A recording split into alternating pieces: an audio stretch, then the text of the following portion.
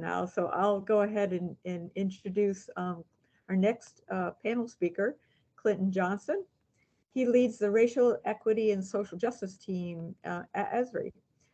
And in doing so, as part of the job, he connects individuals and organizations from all sectors with geospatial data, technologies, and methodologies to advance equity at the intersection of all systems of oppression. He also founded and leads North Star of GIS, an NGO that advances racial justice, equity, and belonging for people of the Black and Black African diaspora in GIS, geography, and STEM.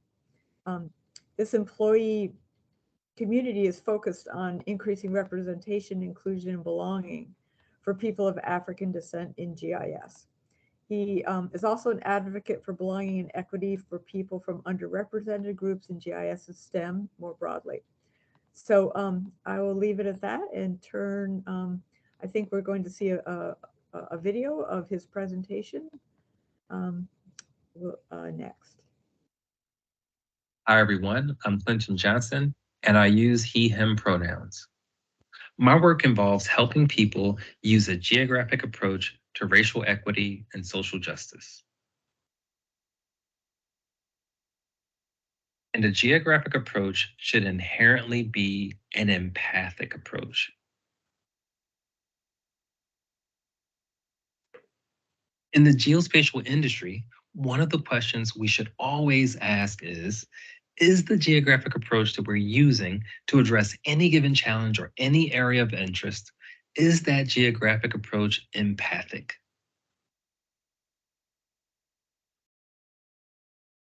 At Esri, I organize efforts to ensure that our users have the geospatial capabilities they need to advance issues of justice, equity, diversity, inclusion, belonging, and access. All of which I believe is about empathy. Empathy is sharing the experiences and feelings of others by imagining their situation. Can you already begin to see how this applies to GIS and how cartography and geospatial thinking can help? GIS enables us to understand the impact of policies, investments, and other actions. We can explore how policies and actions influence what communities are exposed to and what communities have access to. We can explore the impact on people's real life experiences, and we can analyze and predict the impact on individual, family, and community outcomes. This also applies to who we engage and who we enable to do the work. We should always consider who maps. Who mapped the potential and actual impacts of COVID-19? Who mapped the potential and actual impacts of Hurricane Katrina? Who's mapping the impacts of climate change? Have you created diverse teams of people in your organizations and given them space and opportunity to bring their lived experiences into the ways that they leverage their professional expertise? We are certainly a community of geospatial practitioners who impact the lives of people of all backgrounds. What are we doing to ensure that we reflect the people whose lives we influence?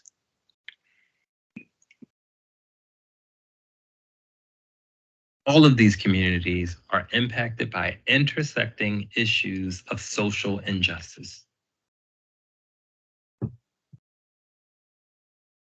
Racial justice is about the elimination of all systems of bias and oppression.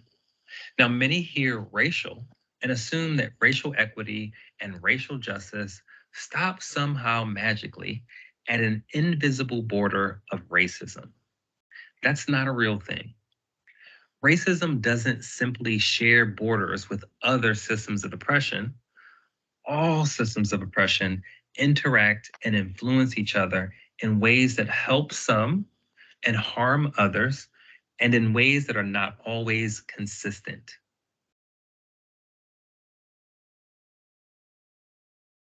Racial justice is the systematic treatment of people of all backgrounds in ways that ensure equitable opportunities and outcomes for all.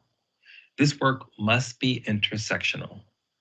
I'll offer myself as a living example to explain why. There are times when people see me as a man and the benefits of sexism pile before me. There are times when people see me as young and the benefits of ageism pile before me. Then there are times when people see me as a young man, bursting with potential and great ideas, and a whole new set of benefits pile high. However, most often, people see me as Black, or a Black man, or a young Black man, and the burdens and barriers and the direct harms of racism stack high. Place matters as well. It matters if I'm walking through a predominantly Black neighborhood. It matters if I'm strolling or driving through a predominantly white neighborhood. When I've traveled to Europe, in some places, people have seen me as an American tourist coming to spend my money. Other times, people have assumed me to be an African immigrant coming to take their resources. Now imagine if I was a Black woman or a trans Black woman. It is impossible and impractical to try to separate racism from the other systems that people are helped by or harmed by.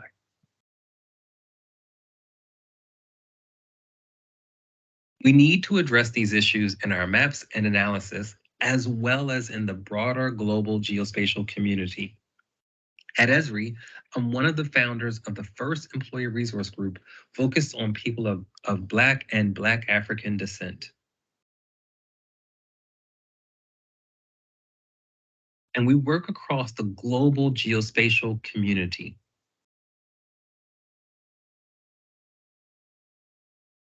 We work to ensure that both the climate and culture of the geospatial community enable people of all backgrounds to find belonging.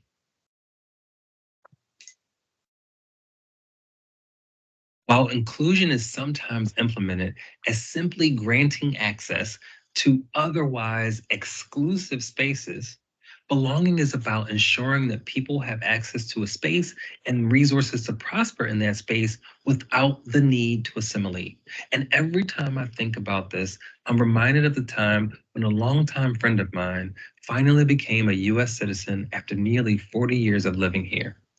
When I attended their ceremony, I'll never forget that everyone in that room swore an oath to assimilate and to help others to assimilate as well. Assimilation is loss.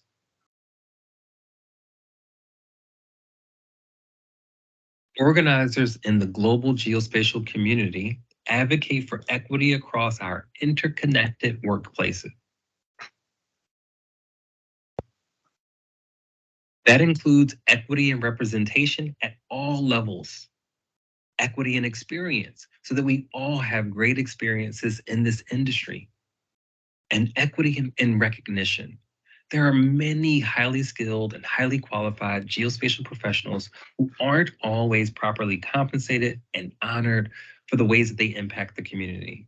And many of these people happen to be Black, other people of color, and women and LGBTQIA plus people of all backgrounds. We need organizations to embrace workplace equity for their employees, their customers, and the guests within their spaces.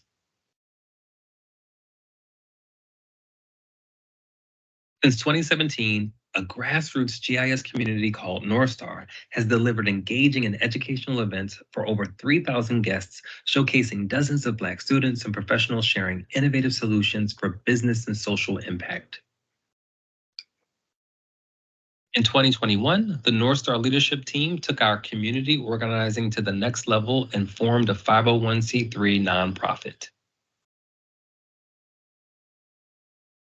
We collaborate with others across the industry to create a racially just world through a racially just GIS. And by that, we mean a GIS community of practitioners that reflects the richness of the Black African diaspora and the GIS community of practice that centers intersectional racial justice. The geospatial community is working in and around the systems that could help every family and every community prosper. So we need an empathic and equitable geographic approach. We need to seek to understand how policies, programs, and services have and will impact communities across the country. We need to disaggregate data, meaning we need to aggregate data to the intersections that matter. We need an approach that seeks to understand the root causes of experiences and outcomes by mapping and analyzing the ways that decisions and practices influence community conditions and ultimately influence those outcomes.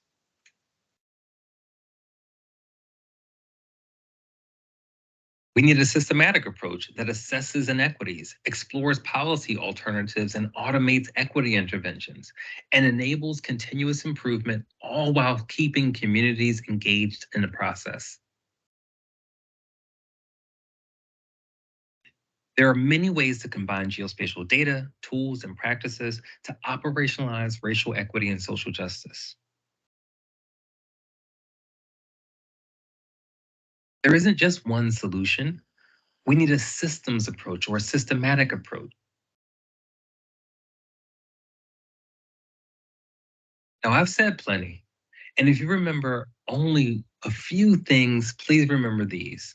An empathic geographic approach to racial equity and social justice is intersectional.